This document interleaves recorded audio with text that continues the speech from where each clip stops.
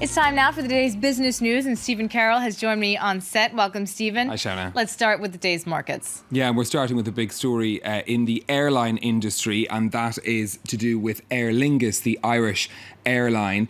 Shares in Aer Lingus opening up. They've two listings, I can tell you, in London and Dublin. In London, they've opened up 2.5% and over 1% in Dublin. That's after the Irish government cleared the way for the airline to sell its stake in the airline to IAG, which is the owner of British Airways and Iberia. Shares in IAG reaction to that too. They're up over 1% in London. Generally speaking, as you can see, it's a positive start to trading on the European markets. That's after news of an improvement in consumer confidence in Germany, while that measure dipped slightly in France. Over in Asia on the markets, a less positive picture in trading on the Asian markets. We're seeing some falls on the Hang Seng in Hong Kong and on the Kospi in Seoul. We did have some industrial profit numbers out from China earlier. That was giving shares in Shanghai a bit of a boost there. Well, now, if we can take some look in more detail at that story from Aer Lingus, the Irish government, as I say, approving the sale of its stake to the owners of British Airways. It values the airline at €1.4 billion. The airline group, which also owns Iberia, IAG, had to make a series of promises to the government in Dublin to get their approval, but the deal still needs to be signed off by Aer Lingus' rival, Ryanair. Catherine Clifford has the details. A deal finally getting off the ground, despite criticism from opposition parties and unions. The Irish government's agreed to sell its 25% stake in its national carrier Aer Lingus, a transaction which would rake in €350 million for the state. International Airlines Group, which owns British Airways and Iberia, has offered €1.36 billion for the carrier. They've pledged that the Aer Lingus brand will be maintained, existing routes sustained, new jobs created, and lucrative landing slots at Heathrow Airport kept from sale for 7 years. This is a key issue given that Dublin-London's now the second busiest international air route in the world. Ireland's largest public sector trade union said the takeover would be bad for jobs, for Aer Lingus' workers, and for Ireland's connectivity and economic development. This for an airline which sank to near bankruptcy in 2001 and was significantly turned around over the past 5 years. But the offer still hangs on their receiving the support of other main shareholder Ryanair. The budget airlines already tried to buy out Aer Lingus 3 times, but was blocked by European authorities, as the airlines are Ireland's 2 main competitors. The deal will be discussed in Parliament this Wednesday. A vote will be needed before the sale can go through, and following this, the European Commission will have to assess the takeover on competition grounds.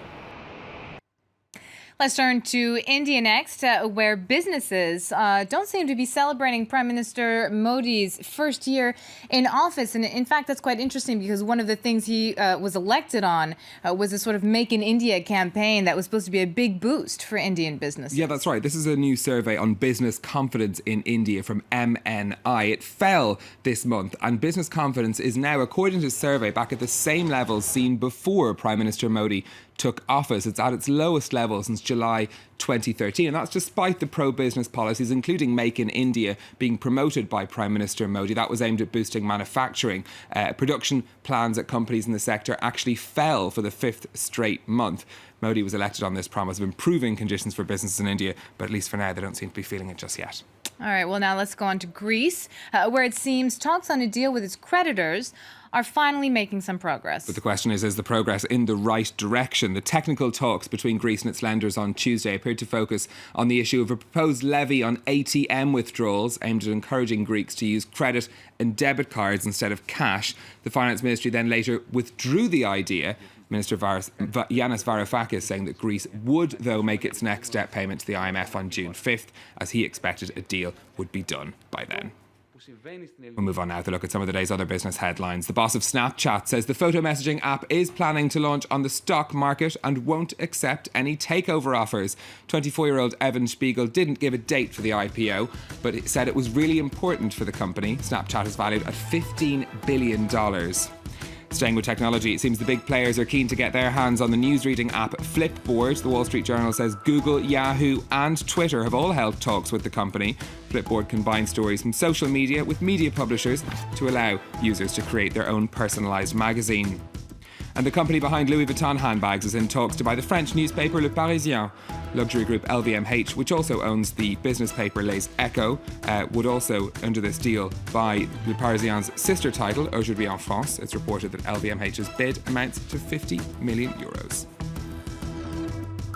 Finally, let's look at the presidential campaigns in the United States. They've barely gotten underway there before 2016. And candidates are looking for innovative ways to raise money. Yes, and Hillary Clinton, of course, is seeking the Democratic nomination, known for, among other things, her particular style. And she's trying to cash in on this. She's launched the pantsuit T-shirt, which is available for sale on her campaign's website. It's essentially a suit jacket drawn onto a T-shirt.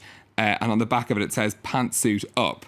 It costs $30. This is the advertisement on the campaign website. It's pretty impressive when you see it.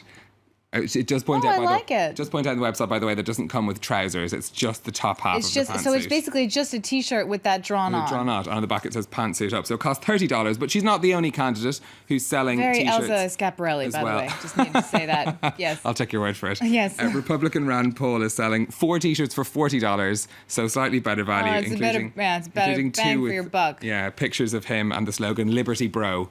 Liberty Bro. You can follow your style icons along with your political affiliations. Yikes. All right. Thanks so much, Stephen Carroll, for that fashion.